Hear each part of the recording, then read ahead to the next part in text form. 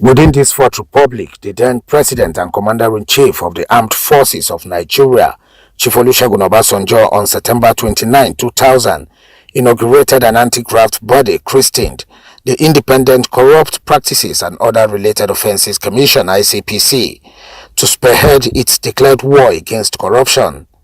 This renewed attempt then to nip corruption in the bud was embraced by many Nigerians as turning point in the country's perennial war against corruption. Findings show that some of the most rampant manifestations of corruption in Nigeria today include the inflation of contracts in return for huge kickbacks, which has also grown in its proportion, fraud and falsifications of accounts and official records in the public service, forgery or falsifications of vital documents including educational qualifications to gain important offices, especially by aspiring politicians and public servants, the ghost worker syndrome, examination malpractices in educational institutions, bribery, extortion, and perversion of justices, especially among the police and judiciary, and of course, the various crimes against the state in the private sector,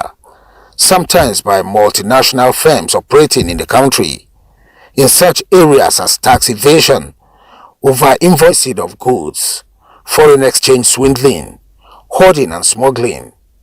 Others are frauds in the banking and finance sector, and the illegal acquisition of public assets such as landed property and a frightening degree of electoral fraud. However, ICPC over the years as one of the major tools with which successive administrations in Nigeria have been striving to combat corruption is observed to have suffered some setbacks in its operations, due largely to the perceived recalcitrant attitude of the Nigerian political class, inadequate structures and a weak judicial system. Corruption therefore remains widespread today, affecting virtually all public institutions, despite the incumbent regime's well-publicized move to fight it.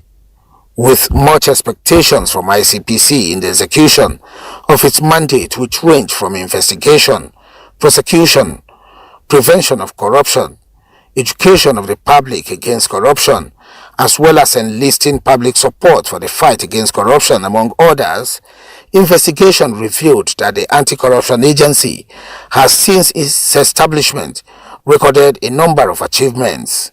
The findings showed that ICPC has so far received cumulatively 19,381 petitions, successfully investigated over 5,000 of the petitions, and prosecuted almost 1,000, and secured convictions in about 20% of the cases over the years.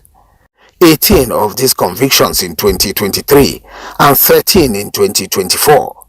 The ICPC has also recovered over 454 billion naira in assets from corrupt individuals in the last 4 years. What should Nigeria and Nigerians expect from ICPC going forward? Is the anti-graft agency delivering on its mandate? Is there a need to rejig it? Answers to all of these questions are expected on Good Morning Nigeria today.